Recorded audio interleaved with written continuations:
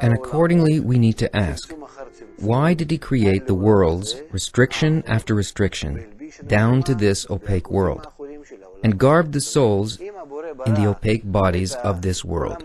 Meaning that if the Creator created the world of infinity, and here there is a created being filled with light, we don't sense this state, but it exists. We feel it sometimes. So, why do we follow it in this order? That from this state of wholeness, from its heights, it begins to descend through the worlds until it reaches this world,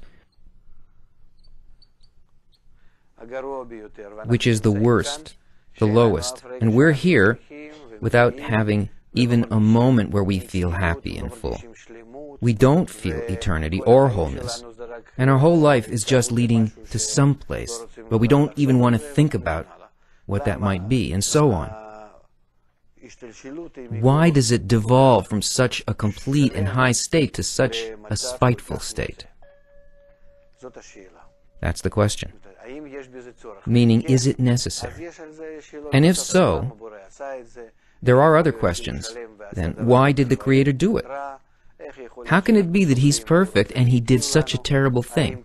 How is it possible that we're suffering, and on the other hand, we say that He wants to benefit us? There are a lot of questions. In the meantime, the question is, why? If He initially created something good called the world of infinity, and the created being in it, did things later devolve down to our world, which is filled with evil? Letter Gimel. And the answer is in the tree of life, which brings to light the wholeness of His actions. Meaning, what is the evolution from above to below, from the world of infinity down to this world for? In order to bring to the light the wholeness of His actions. It means that if we would have been in a state of infinity, filled with all of the bounty, we would not feel the wholeness of the Creator's actions. How's that possible?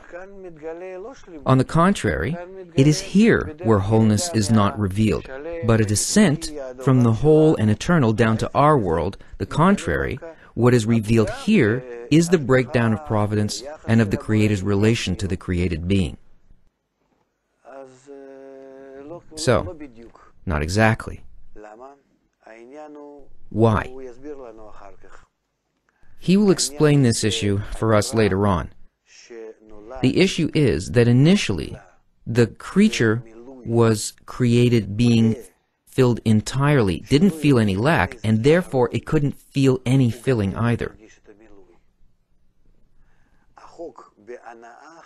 The rule of pleasure is that the vessel precedes the light. I need to yearn for the pleasure, and then, when the pleasure comes to me, I can really enjoy it, to the extent of my hunger and appetite. the extent of the desire that I had before the filling. And in this state, we didn't yet have any lack, no yearning, so there's another question here. So, do I now have to descend from the infinite state, which is good and full, to a state of minus infinity? To go through all sorts of troubles and torments and emptiness, to feel hunger and yearning, to explode with emptiness. And only if I feel the opposite of it, then I can later reach good. Does the process really have to work like that? Bala Salam will explain this for us later, and that's why the wisdom of Kabbalah was given to us, so that we can develop an appetite, a vessel, without having to arrive at it through suffering, from minus infinity to plus infinity. Are there any questions? It's too difficult, no?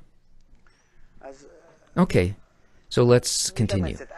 We'll make a little bit of an effort. The truth is that it's not important how much you understand.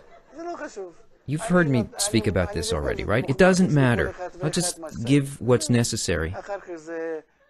And later, it will gradually grow there, and a person will feel it from the inside. It's not by means of our intellect that we arrive in the upper worlds. The sensation and the openness is attained by inner work. And that's when what we threw in there begins to work. Okay, letter Gimel, yes? And the answer is, since all that the Creator created is in order to bring to light the wholeness of His actions, and it is indeed necessary to understand how it's possible that from the whole, which is the divine, emanated actions that are not whole, to the degree that they had to be completed through actions and deeds in this world. How can it be that we, the miserable, small, lowly creatures in this world, can add anything to spirituality, when our entire universe is like a tiny particle compared to the smallest spiritual world? How is it possible that we can really activate the entire spiritual system from here? We don't understand, we don't sense, you can even say we don't belong to it. Why would we have, from the level that we're at here, if there's any connection, where would we get the brains and the ability? We can't even take care of ourselves properly. But definitely, once we comprehend the entire system, we see that it is specifically from the lowest world, from the worst place, when the worst lack of powers and understandings are revealed in man in totality, that specifically in this way, from such a state, man suddenly begins to reveal inside himself the means, the vessels with which he bestows through all the worlds to the highest part, to the Creator Himself. Meaning that there's great importance to our descent here into this world, into this miserable situation we're in. And the problem is just that we don't understand how to make something good out of it. And the issue is that it is necessary to discern in the souls the aspect of light and the aspect of vessel, since the essence of the souls that were created is the vessel that is in them, a desire to receive, to enjoy. And all the bounty that the Creator thought to bestow upon them is the light that is in them. Meaning that overall, we have light and vessel, a desire to receive, and a filling. What the Creator created, which is not in Him, is only the desire to receive. And it is considered to be the vessel of the soul. That's how it's called, vessel. And the aspect of the enjoyment and the bounty is considered to be the light of the soul, which is drawn from His essence, something from something. Meaning that we need to discern between a desire to give enjoyment, which is called the Creator, and a soul. which includes a vessel, a desire to enjoy, and the bounty that comes to it, light. A vessel comes, something from nothing, and light comes from his essence, from the Creator himself, meaning, what is the light in itself? Light comes from the Creator. The Creator himself actually resides inside the vessel, and the sensation of the Creator in the vessel is called light. Okay, so don't think that there are three things. There are only two altogether. There's the Creator and there's the created being. And the sensation of the Creator inside the created being is called light. I enjoy him, that's all. Initially, he created me so that he'd be able to enter me and give me pleasure, so that I will sense him. Later, as you've already heard, there's a restriction, and I don't want to sense the Creator, but only willing to sense him according to the extent that I give him pleasure, just as he wants to give me pleasure. And eventually, it turns out that the Creator's in me, giving me pleasure in that, and I'm willing to feel him in order to give him pleasure in return. And this state is called adhesion. That's the state we have to reach, in that we equalize with each other. I attain the level of the Creator, eternity, wholeness, and that's actually the goal of creation. Questions? Yeah. If the Creator has no vessels of reception, what does it mean to bestow to him? If the Creator is a desire to bestow, then he wants to give. How is it possible that he wants to receive from me? But he has no desire to receive. But listen to what you're saying. He has a desire to give. So what if I don't receive? Then he can't give. Then he suffers, right? Yes, so he has a desire. Can I play with him? What are you laughing about? Do you have children? You see how small children play with their parents? So what is it here? Desire is already a lack. Only desire to bestow, you may say, is not a lack. But still, it is a dependency. Definitely a dependency on whoever the desire depends on. That's it.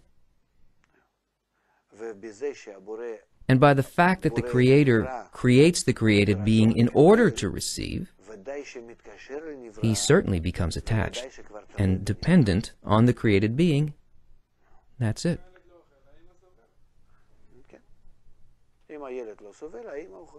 If the child doesn't eat, the mother suffers. Yes. If the child doesn't eat, the mother suffers. Exactly. That's true. So if we want to understand this rule well and sense him as the giver, our problem is we don't sense. Until the moment that it's felt, there's a problem. The moment you begin to sense the upper power, everything will be clear. How to play with him. How to really set up the relationship in the right way. So what changes in the relationship? What's new?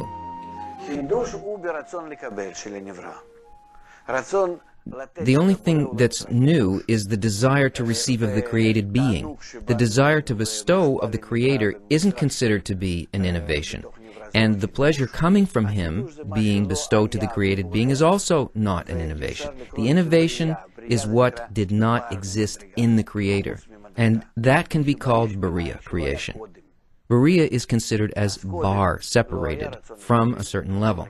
Being external to a certain level, something that didn't exist before and comes from nothing.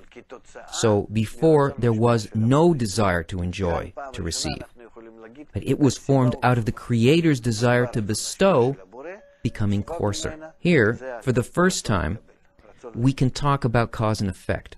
Cause, the desire to bestow of the Creator. The effect of it, the desire to receive, the desire to enjoy from him. That's it. And that's called something from nothing. It's something that didn't exist previously, and now it exists. This is called innovation. There's nothing new besides that. Only the desire to receive emerged from nothing, out of the desire to bestow.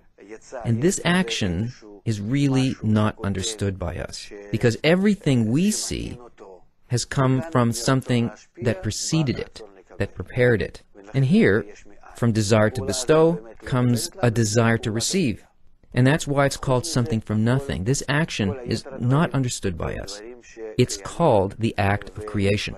Besides this, everything, all that exists and evolves according to absolute and clear-cut rules. Only there's a problem with this. We can't grasp it. We begin to comprehend this as we rise from this world back to infinity and really attain that same root. Then we also start to understand how it happened that something came out of nothing. Where did we come from? Where did this desire to receive suddenly emanate from in creation? This is really not for us now. We can't understand and we can't feel it. So what he's saying is, because God, blessed be He, thought to bestow upon them, it follows that He necessarily made them of the essence of the desire to receive His pleasure. Since according to the amount of the desire to receive the bounty, so will the pleasure and the enjoyment grow. And you should know that this desire to receive is the entire essence of the soul, as it is renewed something from nothing. And it is considered to be the vessel of the soul. And the joy in the bounty is discerned as the light of the soul, which is drawn something from His essence. Meaning that we have a desire to receive, and we have light inside of it. Desire to receive is called the created being. The light in it is actually the Creator, felt in this way in the created being. There's nothing else besides these two things in the entire creation. There is nothing else. All else that we imagine for ourselves, after angels and ghosts, people, cows, vegetation, no matter what, all these objects can be attributed along with what fills them, their life, their lack of life. It doesn't matter. Anything that we can point out can be attributed to either the Creator or the created being, the light or the vessel. There is nothing besides those.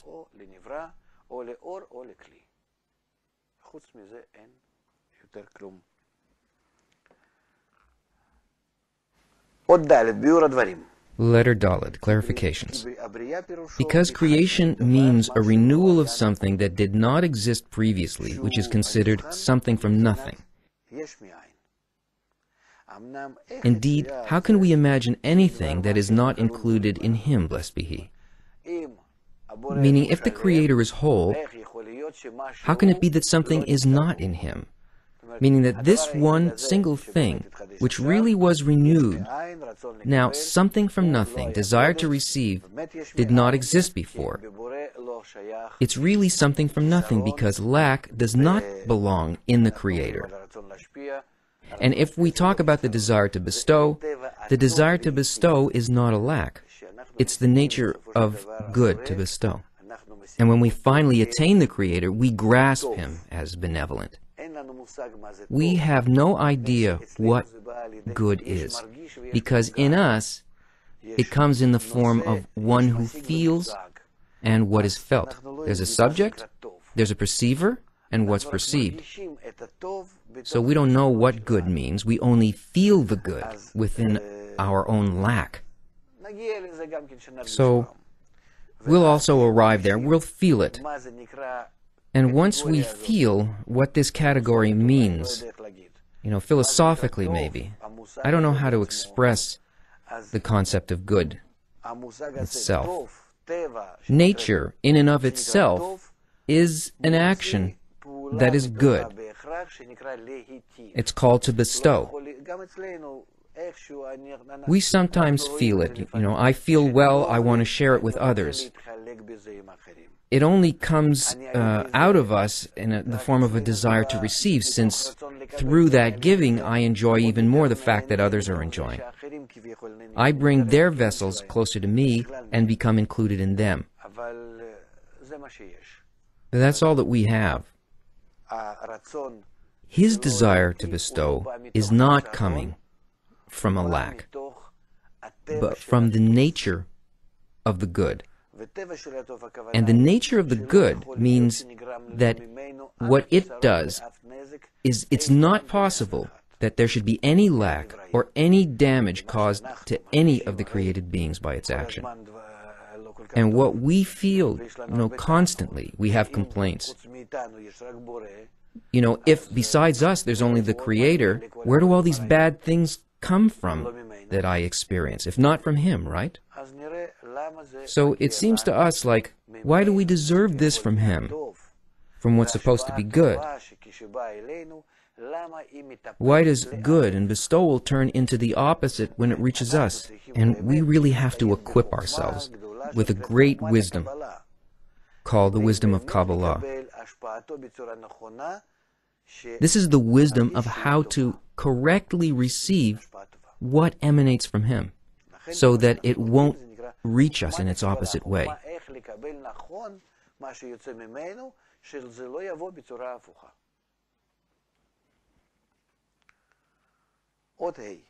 Letter Hey. And it is necessary to know that connection and disconnection in spirituality are derived only from equality and difference of form. Meaning that there's only me and the Creator, and nothing else. And there is between us some connection, or we're remote to some extent, or we're completely separated. More close, less close, there could be all kinds of relationships in our states. So he says this, there could be a connection, or there could be detachment. But in spirituality, it depends on the extent of the equality of form, of qualities between the spiritual entities. Meaning that to the extent that I'm equal or similar to someone, in qualities we are closer. The more different we are, the more remote we are. If we talk about spirituality, then in spirituality we have a simple rule. Spirituality is forces. It is force. It's not matter, only force. Matter, what we sense in this world, it's only an illusion. Force. So there is one force, and another force, and some distance between them. What is the distance between them? The extent to which one is different from the other. If it's not different, it's one, it's the same thing. If they're completely different from each other, then the distance between them here is infinite. Yes, and here the distance is zero. And the distance between them could be greater or smaller to the extent that they equalize. Accordingly, it could be that one and the other are located in some common area. I may have some common attributes with another soul, and then we are in one area at the same level between us. It may be that we're so similar to each other that one is inside the other, and there's nothing that would separate us. Then we are like one. And there could be detachment. Meaning that if we disregard time, space, distance, all the things that belong to our world, if we begin to talk about spiritual concepts, just the forces, like fields, magnetic fields, any kind of fields or forces, then we'll simply have to recognize the quality of form and difference of form. It's also like that with us as well.